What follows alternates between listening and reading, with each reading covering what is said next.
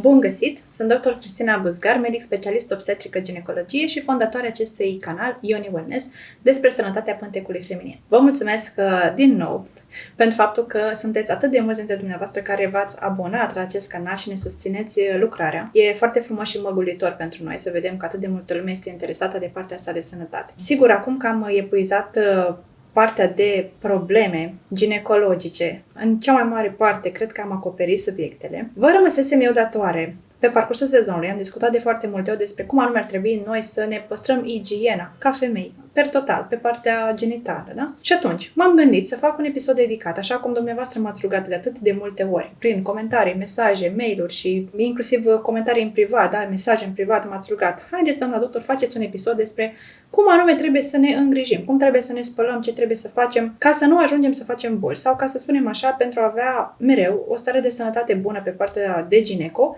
și să nu avem treabă prea des pe la medic sau să dăm bani aiurea pe tratament. Iată, ne ajungi astăzi la acest subiect important și interesant și chiar vă rog de pe acum să vă abonați, să dați subscribe, să activați clopoțelul și mai ales să share-uiți episodul, dacă vă place, cu persoanele apropiate, pentru că consider că aceste noțiuni ar trebui știute de fiecare femeie în parte și vă va îmbunătăți viața enorm, mai ales că veți avea mult mai puțină treabă pe la ginecologie și veți cheltui mult mai puțin bani pe tratamente pe viitor.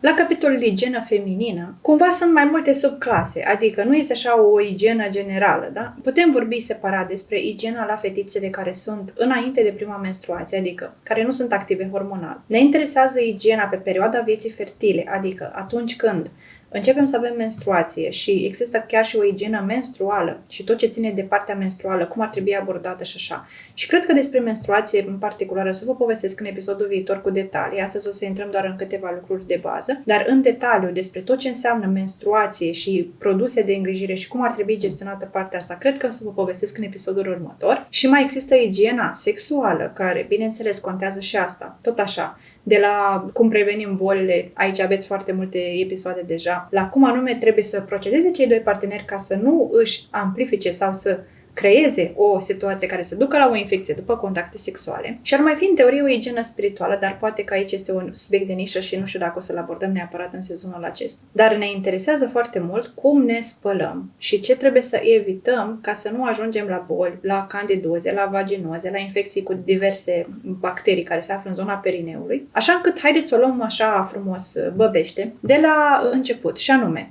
în momentul în care aveți fetițe, bebeluși și cresc și ajung în perioada prepubertară, deci nu sunt încă active hormonal, cum le învățăm pe fetițe să-și facă igiena? Deci, în primul rând, ca și noțiuni de bază la orice femeie, la orice fetiță, în prepubertate, pubertate, perioada fertilă a vieții, chiar și menopauză, contează foarte mult chestiunea legată de cum învățăm fetițele să-și îngrijească partea de lenjerie intimă, de exemplu. Da? Deci, în primul rând, pentru lenjeria intimă folosim produse de spălat speciale.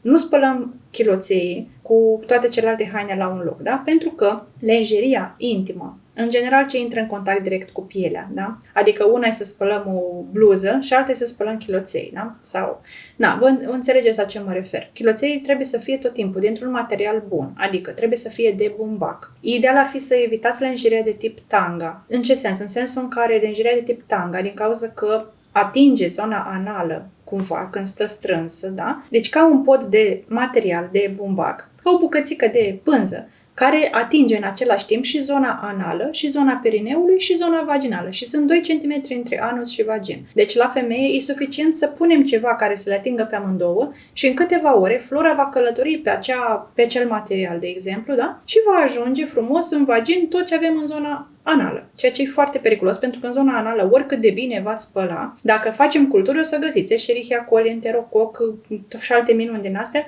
care au legătură cu flora intestinală, da? Și atunci, flora intestinală nu are ce să caute în vagin și ca să le separăm, trebuie să le separăm și anatomic, ca să zic așa, adică, ok, pielea este în contact, Dar dacă mai există o bucățică de material care se freacă pe acolo, se mișcă pe măsură ce ne ridicăm, ne așezăm, stăm în fund toată ziua, mai ales creăm un mediu cald și umed, așa, sau mai purtăm și pantaloni strâmți, acolo favorizăm cumva aceste bacterii să călătorească din zona anală către zona vaginală. Deci de evitat lenjeria tanga, da? Purtați lenjerie de bumbac. Ok, nici gogoșar din aia cum se purtau pe vremuri, dar ceva, nu știu, măcar brazilien sau ceva, astfel încât să nu ajungă lenjeria în zona anală, deci să nu se unească, da? Deci să fie gen pe exterior, așa frumos, astfel încât doar zona vaginului să fie acoperită efectiv cu chiloțel, da? Bun, deci ne spălăm produsele cu produse speciale sau cu produse destinate bebelușilor, care sunt cumva din start gândite ca să fie blânde cu pielea și să nu creeze iritații, da? Pentru că sunt multe femei care fac iritații, pur și simplu de la diverse, nu știu, detergenți, balsamuri sau alte produse din astea. Evitați să puneți foarte, foarte multe produse. Deci vă spălați chiloțelul la temperaturi crescute, adică astfel încât să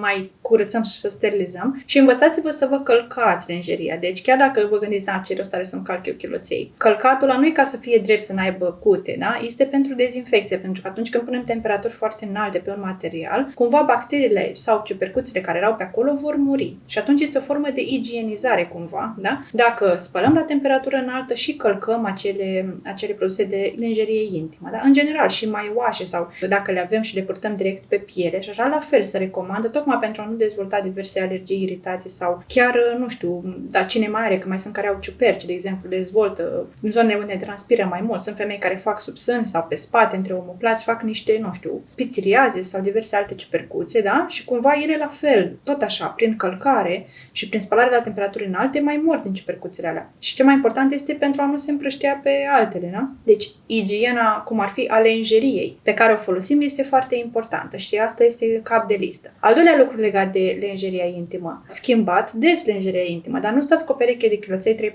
3-4 zile, da? Deci, în mod normal, ar trebui să purtăm ziua și chiloței. Asta ar fi ceva de bază, dar bineînțeles că dacă se întâmplă ceva și, nu știu, de exemplu, este așa ca o regulă pe care eu o consider foarte bună. Odată ce m-am dezbrăcat de o pereche de chiloței, nu știu, am făcut duș sau ceva, bineînțeles să-mi iau alții, nu o să-mi iau înapoi, chiar dacă i-am purtat de dimineață până acum și mi se par ok, da? Deci schimbarea frecventă a lenjeriei intime este foarte bună și chiar vă ajută să aveți, cum să zic, ca un stoc așa de chiloței pe care îi spălați tot timpul împreună, da? Sau chiar și un coșuleț separat pentru lenjeria intimă, da? Chiloței cât de mulți, de calitate bună, de bumbac, nu trebuie să fie Lycra, nu trebuie să fie Victoria's Secret, nu trebuie să fie nu știu ce nebunii. Sigur, sunt ok, de purtat strict la un moment așa, dar nu de purtat daily, mai ales dacă lucrați, vă duceți la muncă sau aveți copilaj de ei lăsați la grădiniță de dimineață până la ora 5 și le dați tot felul de Lycra și tot felul de Mickey Mouse și alte nebunii din astea și sunt din materiale sintetice, da? Pentru că sinteticul acela împiedică pielea să respire,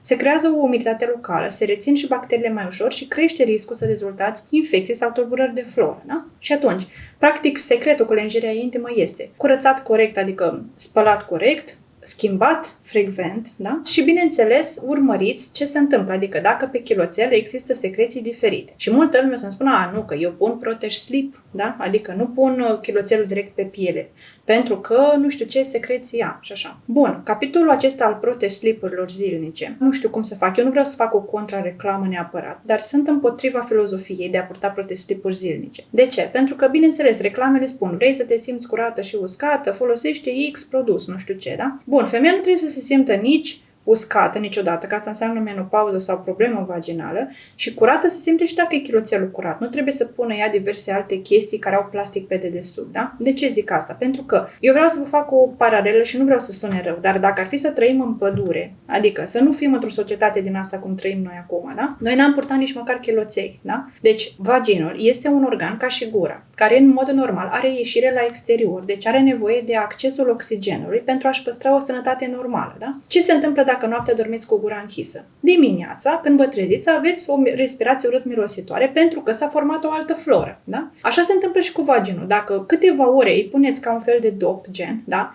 Sau o formă prin care îl sufocați în vreun fel sau altul, el își va modifica flora și vom dezvolta diverse patologii. În principal, va muri flora sănătoasă, cea care este protectoare, și vom dezvolta în principal vaginoză, da? Sau tulburări ale florei vaginale. Și atunci, ce trebuie noi să facem este tot timpul să avem obsesia. Puteți să faceți o obsesie din asta. Lăsați vaginul să respire. Ce înseamnă să respire? Înseamnă să nu puneți bariere între mediul vaginal și exterior. Că purtăm chiloțel de bumbac prin care aerul trece, e în regulă. Dar peste chiloțelul ăsta de bumbac, dacă noi mai punem diverse chestii care oricât bumbac ar avea, tot plastic care de desubt, care se unește de chiloțel, da?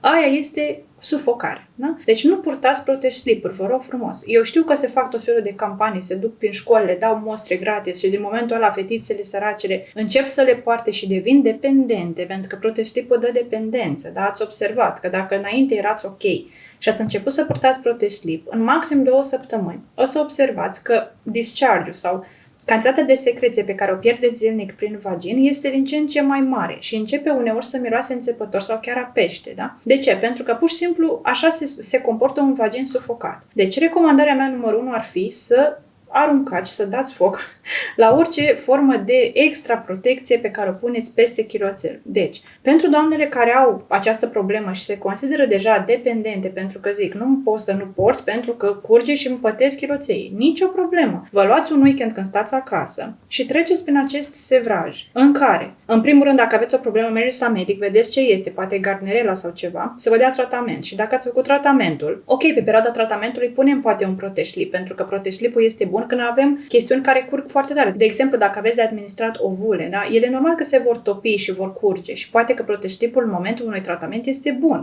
sau în perioada perimenstruală. O să discutăm separat despre asta. Dar de zi cu zi, da? Ele nu sunt recomandate. Ideea este că dacă v-ați propus să scăpați de protestip, ce ar trebui să faceți este să vă luați câteva zile când sunteți acasă, fie un concediu, fie un weekend, în care, e adevărat, primele 2-3 zile o să schimbați 30 de perechi de chiloței. Sunt de acord, da? Pentru că este obișnuit vaginul prin sufocarea obișnuită cu care este el, da, așa, el va produce din disperare exagerat de multă secreție vaginală, da? Pentru a se vindeca. Este o formă de autovindecare, da? Deci un vagin care curge atât de mult anormal este un vagin bolnav, da? Deci nu e normal. Normal, cum este? Cât secreție este normală pe zi la o femeie? Cât este unghia mare la o femeie? Atâta trebuie să aveți pe chiloțel pe zi. Asta înseamnă femeie de perioadă fertilă. În postmenopauză nu avem nimic, înainte de prima menstruație nu avem nimic, da? Dar în perioada când avem menstruație sau suntem fertile, trebuie să existe o formă de hidratare vaginală. Altfel, vaginul este prea uscat și asta nu este în regulă. Dar nu are voie să curgă cât să aveți senzația că stați pe ud, da? Asta este anormal și dacă este anormal, întâi mergeți pe la medic. Luați probă, vedeți ce crește acolo, tratați ce crește și după asta, după ce v-ați vindecat, nu vă mai întoarceți la protect slip-uri. Lăsați așa cu chiloțel frumos de bumbac prin care trece aerul și atât. O să schimbați 2-3 zile în multe perechi de chiloței, dar după asta vă promit, vă dau scris și parafat că vi se reglează. Dacă vreți să ajutați procesul ăsta să se desfășoare și mai repede, puteți folosi niște probiotice vaginale care, ce fac?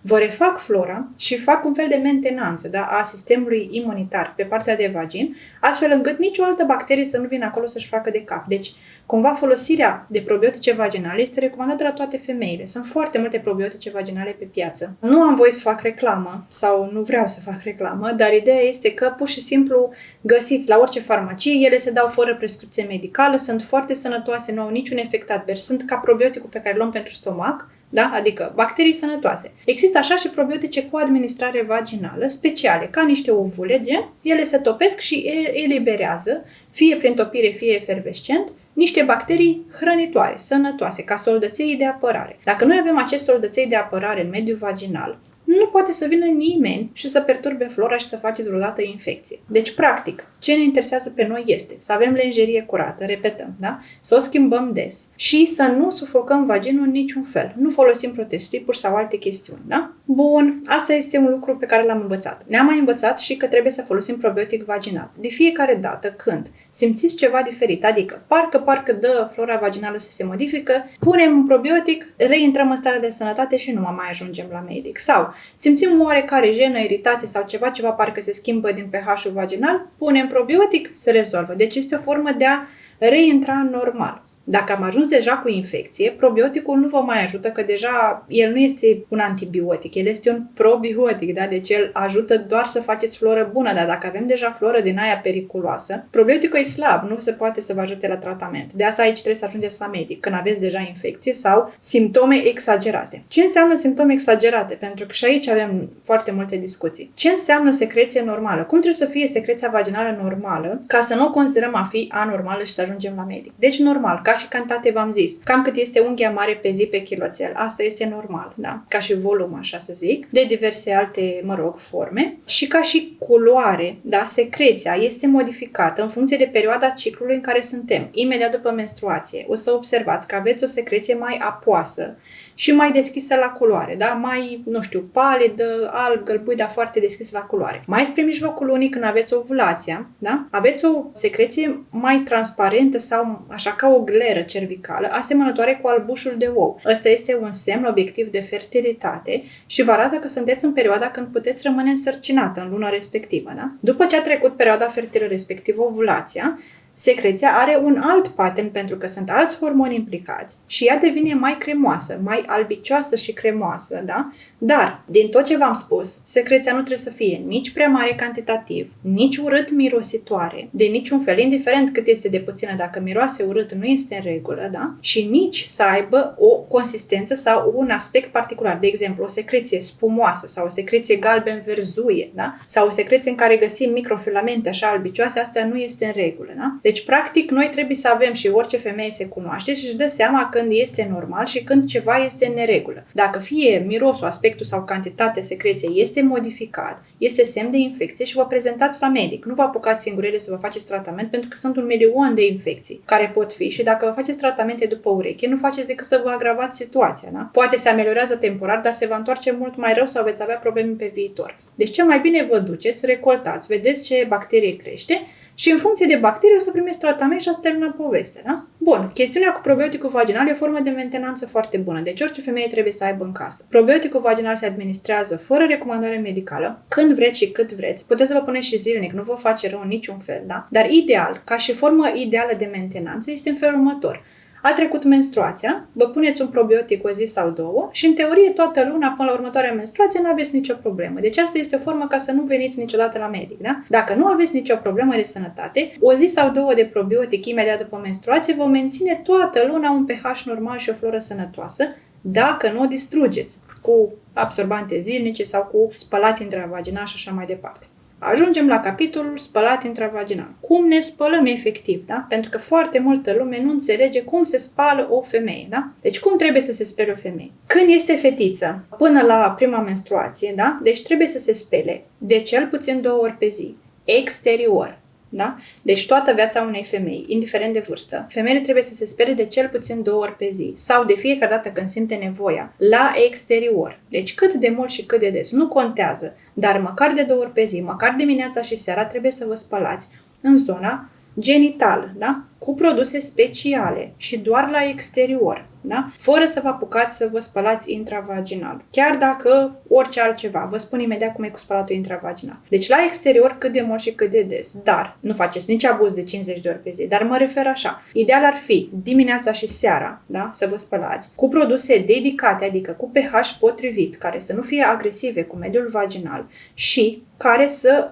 fie cumva ideal de destinație ginecologică. Nu vă cumpărați produse de prin diverse reviste sau firme, știm noi de care recomandă produse de igienă intimă. Deci produsele de igienă intimă se iau doar din farmacie, care sunt produse dermatocosmetice, firme de medicamente care fac produse de spălare. Dar nu vă luați firme de cosmetice care fac produse de spălare intimă, pentru că nu sunt testate de obicei pe oameni, ci pe animale. Da? Deci trebuie să cumpărați produse care sunt testate pe oameni și care au studii medicale și la care știți compoziția. Da? Nu vă lăsați furați de prețuri foarte bune la diverse chestii. Orice cumpărați din farmacie este de obicei bun, dar există diferențe între produse. Unele sunt mai agresive, altele sunt mai puțin agresive. Sunt câteva firme foarte bune, dar nu pot să vă fac reclamă, dar în mod cert dacă mergeți la farmacie o să primiți recomandări. Sunt foarte multe firme faine pentru o igienă intimă și nu sunt produse cu prețuri colosale. Da? Practic, ceea ce vă recomand este să vă cumpărați un produs ok și să-l folosiți dimineața și seara, indiferent dacă fetița are 10 ani sau aveți dumneavoastră 50 de ani, da? Deci important este să avem o igienă ok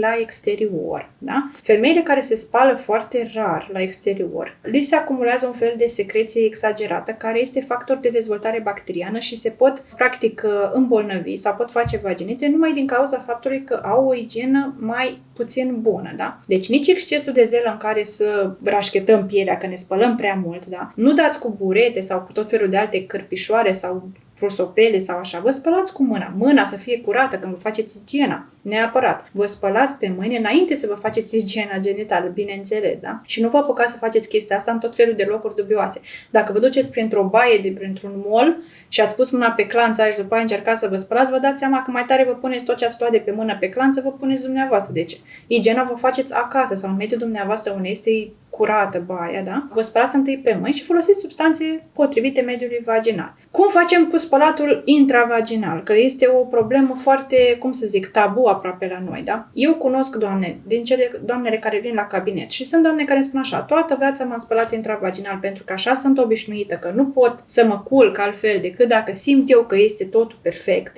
Din punctul dumneai de vedere, perfect înseamnă să fie vaginul curat ca lacrima și să scârție la atingere, deci să fie absolut complet spălat orice urmă de secreție. Și sunt doamne care spun că eu niciodată în viața mea nu m-am spălat intravaginal. Recunosc că și medicii au indus în eroare foarte mult populația, pentru că pe vremuri, când nu erau așa de multe studii, medicii unii recomandau femeilor să se spele intravaginal și de aici a pornit această nebunie, dar în ultimii ani se cunoaște foarte mult faptul că este contraindicată spălarea intravaginală. Deci niciodată o femeie nu trebuie să se spele intravaginal. Vă spun că sunt câteva excepții, vi le spun imediat, dar în principiu niciodată. Da? Deci dacă nu vă spune medicul să vă spălați, nu vă spălați intravaginal. Da? Practic, ochiul, de exemplu, care produce lacrimi, el se spală singur. Nu ne băgăm degetul în ochi să ne spălăm. Vaginul este un organ care produce secreție. Secreția o produce nu vaginul, ci colul uterin. Lumea crede că vaginul, dar de fapt colul uterin. El de sus, ca un candelabru, lăcrimează gen sau produce această secreție care de sus în jos, gravitațional, spală vaginul. Deci, practic, cu fiecare secreție pe care o produce colul uterin, vaginul se curăță, da? Se curăță de la mama natură, de sus în jos, așa cum este el făcut să fie, da? Și această secreție are și un rol protector, pentru că menține o oarecare lubrifiere vaginală și este și ca un film de protecție, cum avem lacrima peste ochi, că dacă n-am avea lacrimi sau un film din asta foarte, foarte subțire de hidratare pe pleoapă, ne-ar usca ochiul. Dacă am clipi, ar râșcâi pe cornee, da? Și atunci, la fel, dacă am avea prea puțină salivă în gură și limba ar fi uscată, am avea senzație de gură uscată și n-am putea nici să vorbim, nici să mâncăm. Așa și vaginul. Are nevoie de o oarecare minimă secreție să fie acolo, ca să pereții respectiv când stau să nu creeze senzația de iritație sau de uscăciune. Contactele sexuale să fie normale dacă e vorba de contacte sexuale, dar poate să fie femeia și virgină sau în postmenopauză și fără viață sexuală și tot are nevoie să aibă vaginul hidratat. Da? Vaginul se curăță singur. Nu vă apucați să vă spălați intravaginal decât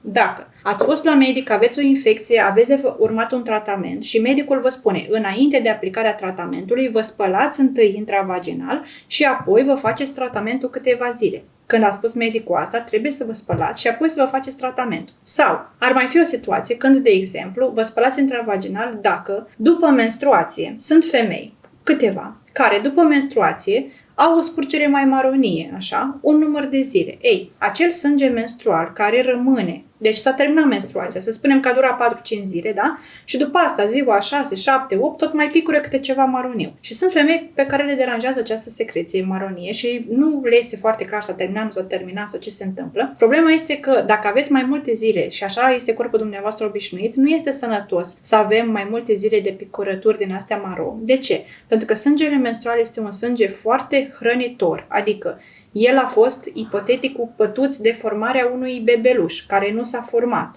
Da? Adică uterul s-a pregătit pentru un bebe, a adus acolo toți nutrienții, calciu, fier, magneziu, tot ce le trebuie, glicogen, chestii hrănitoare pentru un bebe. Nu s-a produs bebelușul, are loc menstruația, se elimină ca să o ia de la capăt luna viitoare. Acest sânge este foarte atractiv pentru bacterii, pentru că este bogat în de toate, în nutrienți, da? Și dacă el, după ce s-a terminat să curgă activ, mai picură câte puțin o zi, 2, 3, Practic, în vagin va rămâne sânge menstrual bogat în D-toate, care este posibil să atragă bacterii și asta să ne ducă la infecții vaginale imediat după menstruație. Da? Și atunci, femeile care au strict acest pattern de sângerare imediat, sub formă de chestiuni maronii, un număr de zile după menstruație, pot să se spele intravaginal imediat după menstruație sau când începe secreția asta maronie, să se spele și să-și pună probiotic după și după asta o să fie ok. Deci, regula numărul 1. Orice spălătură intravaginală, din orice cauză, din orice fel, da?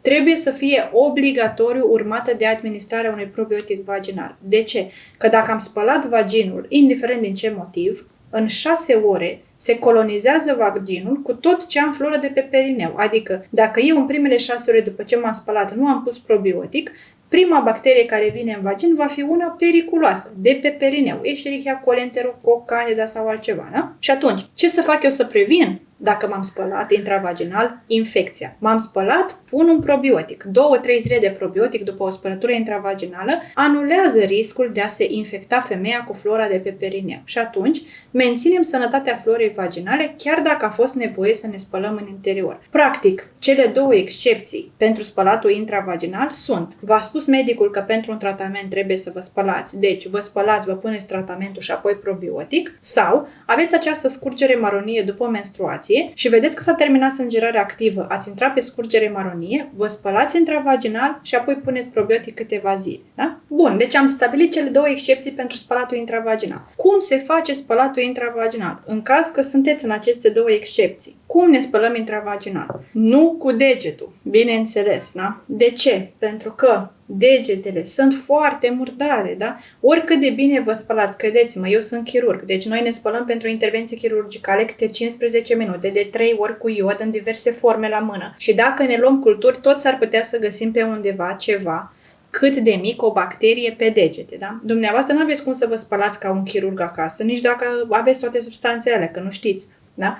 Deci, oricât de bine vă igienizați mâna și mai ales dacă vă dați cu dezinfectant, faceți foarte rău că îl băgați după aia în vagin. Deci nu avem voie să perturbăm flora vaginală suplimentar și nici să punem intravaginal obiecte care nu sunt sterile, da? Sau extrem de curate. Și atunci, ce facem ca să ne spălăm intravaginal în caz că suntem în acele 2 excepții despre care v-am vorbit? Folosim irigator. Irigatorul este un produs special pentru spălat intravaginal. Este ca o pompiță, ca un recipient așa care se umple cu apă și cu substanțe speciale pentru spălat intravaginal, care conțin bicarbonat, probiotice, plântuțe din astea foarte bune pentru mediul vaginal și are un țâșpic așa, da, o prelungire care se introduce intravaginal și în partea de sus are niște găurele. Și practic funcționează ca o pompă, da? Deci femeia deasupra toaletei sau în cadă sau unde vrea să se spere dacă și-a propus să facă chestia asta și, repet, se încadrează în cele 2 excepții de mai înainte, umple acel recipient cu apă călduță la temperatura camerei, dacă se poate,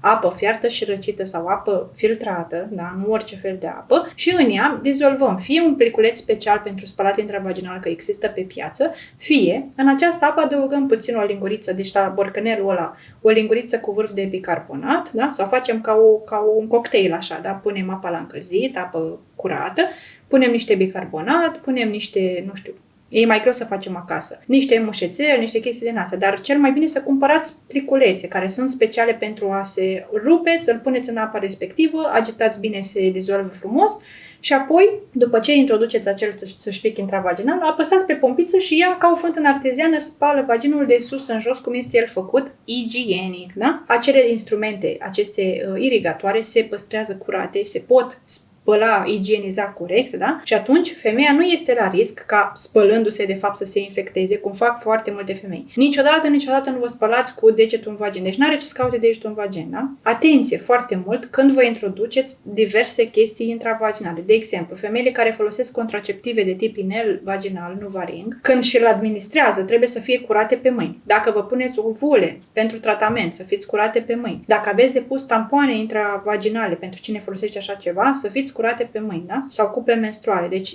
orice administrare intravaginală trebuie să vă gândiți primul lucru la igienă, pentru că primul factor de infecție vaginală este o bacterie care este adusă din afară. Și noi dăm vina imediat pe alte chestii, dar nu ne gândim niciodată la mâinile noastre, da? Deci, mâna este absolut factorul numărul 1, da? La infecții. Separat că am văzut femei, sau am auzit, sau din ce îmi spun la cabinet, care pur și simplu se duc cu telefonul la baie și au pus mâna pe telefon care a fost pe 15.000 de suprafețe și a pus mâna și pe bani și pe telefon și pe telecomandă și pe telefon și pe întrerupător și pe telefon și pe clanța de la ușă și pe telefon și practic telefonul este cel mai mare focar de infecție posibil. Este mai murdar telefonul decât colacul de pe toaletă, da? Așa încât nu aveți ce să căutați cu telefonul la baie și bineînțeles dacă aveți, trebuie să vă spălați sau să vă ștergeți, trebuie să fiți curate pe mâini, da? De la curățenia mâinilor vreau să merg pe următoarea discuție și anume cum ne spălăm, da? Cum ne spălăm când facem pipi, de exemplu, da? Deci dacă folosiți toaleta tot timpul, după ce folosiți toaleta, vă ștergeți din față în spate, da? Deci sunt foarte multe femei care, din grabă sau din ignoranță, sau poate nu știu, se duc la baie și se șterg așa, țac, țac, țac, țac, țac, pac, aruncă șervețelul și cam asta este, da? Sau tapetează așa ușor și cam asta este, da? Deci, recomandarea mea numărul 1 ar fi să folosiți hârtie igienică umedă și nu uscată. Eu știu că toată lumea se gândește la... Da, puteți folosi și hârtie igienică uscată, să zicem, în primă fază. Dar de fiecare dată când mergeți la baie, eu vă recomand să folosiți hârtie igienică umedă, da? Pentru că cu umed se spală mai bine decât cu uscat, bineînțeles. Ca să nu mai zic că la noi, în Europa, nu există o filozofie foarte bună pentru igienă, cum există, de exemplu, în țările arabe, da? De exemplu, în țările arabe, în Turcia, în Emirate și așa mai departe, dacă vă duceți, o să vedeți că nu există toaletă, nici măcar la toaleta de pe plajă. Deci orice toaletă din țările arabe are un dușuleț la baie. De ce? Ca să ne spălăm corect, da? Mai ales dacă aveți scaun, da? Cu pipi să zic, da? Dacă faceți treaba mare, da? Gândiți-vă câte bacterii pot fi acolo și dacă dați doar cu un șervețel, nu faceți decât să întindeți pe acolo și cam atât. Oricât de curată vi se pare că este zona, dacă vă dați cu un șervețel uscat, credeți-mă că nu este, da? Deci chiar dacă faceți doar pipi, folosiți hârtie igienică umedă pe care o folosiți în sensul din față în spate, fie aruncați și luați alt șervețel, fie o îndoiți într-o zonă curată din nou și mai dați o dată tot din față în spate, da? Și dacă vreți să folosiți și hârtie igienică uscată, este în regulă. Dar folosiți neapărat după hârtie igienică umedă, lucru care este foarte bun. Și vedeți că sunt pe piață mai multe game care sunt friendly, da? Adică prietenoase cu bacteriile, care sunt protectoare, adică au pH potrivit și nu afectează flora, da? Și sunt foarte, foarte recomandate. Eu asta vă recomand în primul rând și să vă învățați fetițele de când sunt mititele următoarele lucruri. Deci, își schimbă chiloței o dată pe zi, când fac duș sau își dau chiloței jos să-și iau alți chiloței, da? Când se duc la baie se șterg corect din față în spate, dacă se poate și cu hârtie igienică umedă și își fac toaleta intimă, singurele, la bideu sau în cadă sau cum le-ați obișnuit, măcar de 2 ori pe zi, dimineața și seara. Și în felul ăsta totul este ok. La exterior cu substanțe potrivite. Asta le creează o chestiune foarte bună. Dacă vedeți că fetița face diverse, nu știu, sau fetița a dezvoltat ceva vaginal, vă duceți la medic cu ea, că sunt și tratamente, că sunt și fetițe care încă sunt virgine și n-au nici menstruație și așa și fac vaginite, candidoze, diverse. De ce? Că mai sunt și alte cauze, da? De exemplu, a luat antibiotic și a făcut candida, da? Ei, când avem așa o situație, mergem la medic, primim tratament și există, menționez, pentru fetițele care sunt virgine și probiotice cu administrare orală, dar care cumva le ajută pe flora vaginală. Știu că nu pare prea logic, pentru că n-are treabă tubul digestiv cu vaginul, dar, cum v-am spus, că din zona anală se colonizează vaginul, așa și bacteriile sănătoase pot coloniza vaginul tot așa, prin tranzit intestinal. Și există câteva produse pe piață, vreo 2 sau 3, care sunt cu administrare orală și care pot favoriza refacerea florei vaginale la fetițele virgine, de exemplu, sau în postmenopauză când femeile își introduc foarte greu sau nu pot să-și pună ovule, da? Și există și puteți cere și vă dă medicul, da? Deci există soluții pentru toată lumea, dar cel mai important este că dacă aveți o igienă bună, nu aveți cum să ajungeți vreodată la infecții vaginale decât dacă le-ați luat pe altă cale, de exemplu, pe cale sexuală sau așa mai departe. Mai există un lucru pe care vreau să insist și anume, cum facem să prevenim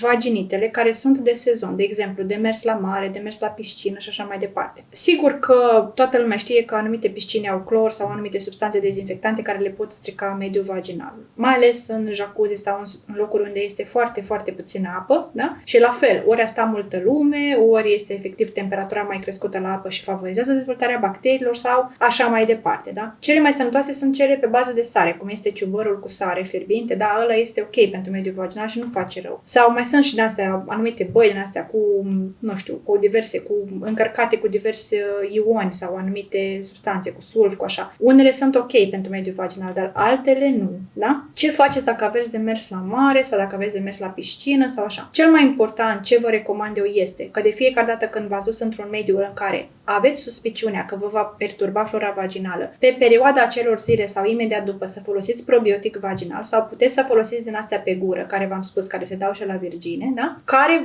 vă ajută să aveți flora normală și chiar dacă ea este distrusă parțial, să spunem, de clorul din piscină, măcar să o refaceți pe partea cealaltă. Sau știți că ați fost la piscină în ziua respectivă, vă puneți în seara respectivă înainte de culcare un probiotic vaginal, astfel încât să anulați efectul periculos pe care l-a avut apa de piscină asupra florei dumneavoastră genitale. Da? Deci cumva când suspicionăm ceva, mai bine punem probiotic preventiv. Prevenția este mama tuturor. Nu mai ajungeți la medic din cauza asta, da? Deci v-ați luat probiotic și cel mai probabil că nu s-a întâmplat nimic. Mai există o variantă, dacă aveți, de exemplu, un sejur mai lung în care veți sta, nu știu, multe ore pe zi în piscină sau mai multe zile la rând în piscină sau așa mai departe, eu vă recomand să folosiți cupa menstruală. Cupa menstruală, oricum o să vă povestesc și data viitoare, este recomandarea mea numărul 1 în ceea ce privește igiena menstruală. Este cea mai bună soluție și cumva o folosim pe post de dop, să spunem așa, adică având cupa în vagin, practic nu intră apa din piscină și atunci vaginul rămâne protejat, în ciuda faptului că dumneavoastră vă scăldați în fie ce ape suspecte, să spunem, da? Sau, mă rog, cu compoziție cu potențial de a vă perturba flora. Deci, cupa menstruală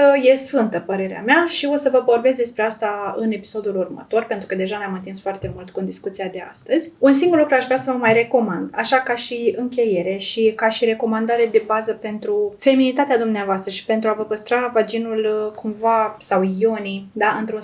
într-o stare bună, mai contează foarte mult și cum vă îmbrăcați. De ce zic asta? Pentru că, așa cum am spus la început, vaginul are nevoie să stea la aer cât mai mult și chiar dacă nu folosiți protez-slipuri, dar aveți obiceiul de a purta lenjerie mai strâmtă, pantaloni, stați toată ziua, nu știu, să zicem, la birou, în pantaloni, pe scaun, câteva ore, da? Gândiți-vă că tot se creează o umiditate și o căldură locală care poate să vă perturbe flora vaginală, da? Deci, din punctul meu de vedere, eu vă recomand, în general, să purtați fuste cât mai mult, că sunteți femei, da? Femeile au tendința să uite chestia asta și au tendința de a se îmbrăca în pantalon pentru că este comod. Dar vă puteți lua dresuri, da? Ciorăpei din ăștia, cu mai mulți deni, dacă nu vă place să se vadă neapărat piciorul sau pielea, da? Dar vă luați dresuri și purtați fustițe, pentru că este mult mai ok și mai aerisită zona, da? Și dacă purtați chiloțel de bumbac, cu sau fără dresuri și fustiță, poate să fie și fustă lungă, da? Dar are legătură cu aerisirea zonei genitale, da? Contează foarte mult. Încă o recomandare ar fi să dormiți noaptea cât mai fără chiloțel, da? Ori cu chiloței mai largi așa, dacă nu puteți să dormiți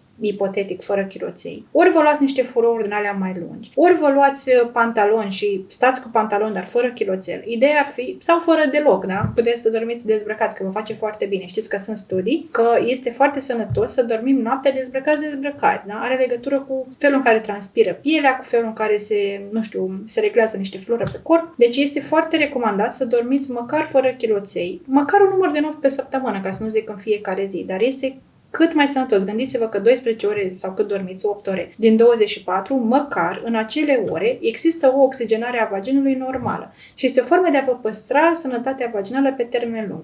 Și ca să ne întoarcem puțin în ancestral, gândiți-vă ca și comparație cu bunicile sau străbunicile noastre, de ce nu aveau ele treabă prea multă pe la ginecolog? Păi 1. Purtau fuste cât mai mult și cât mai des, cât mai lungi. Purtau ca și chiloței niște gogoșari din aia super largi de bumbac sau de in care permitea pielii să respire foarte bine, da? Nu foloseau 15.000 de straturi și substanțe și nu știu ce pentru igienă, da? Se spălau frumos cu apă dimineața și seara și cam asta era tot, dar nu se complicau prea mult. Aveau o igienă bună a mâinilor, era super ok și dormeau noaptea cu gogoșari din aia sau cu fuste furouri din alea lungi, cam atât, da? Deci asta este sfânt, ca să zic așa. Trebuie să ne întoarcem la rădăcini. Sau imaginați-vă cum ar fi să trăim într-un trip sau în pădure. Dar am sta cu cât mai puține straturi. Deci vaginul trebuie să respire.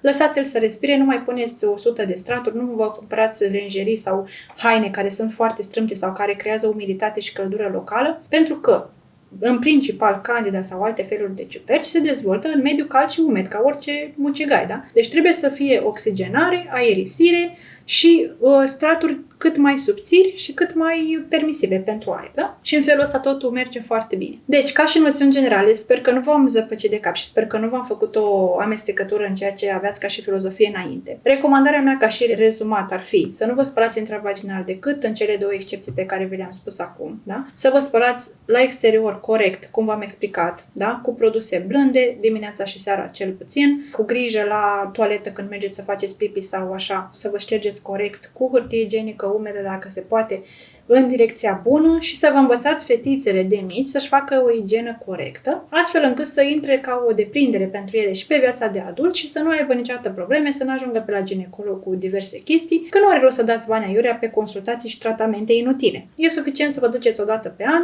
pentru pap test, ecografie și o evaluare așa, cât să constate medicul că sunteți bine și vă mai vedeți anul viitor când o să fie la fel de bine și așa mai departe, da? Lucru care vă ajută foarte mult și pe viitor, în sensul în care dacă nu aveți încă copii, vă gândiți că ideal ar fi să nu aveți un istoric prea complicat în urmă când rămâneți însărcinate. Să vă obișnuiți vaginul să trăiască sănătos, să trăiască oxigenat, să trăiască cu floră normală, folosiți probiotice cât de mult și cât de des. Există o gamă foarte mare la noi în țară și sunt ieftine și nu vă trebuie o rețetă de la medic, da, vă duceți la farmacie și cereți. Eu sunt foarte puține situații când recomand oamenilor să se ducă la farmacie să ceară. Eu vă recomand chestia asta chiar în acest episod.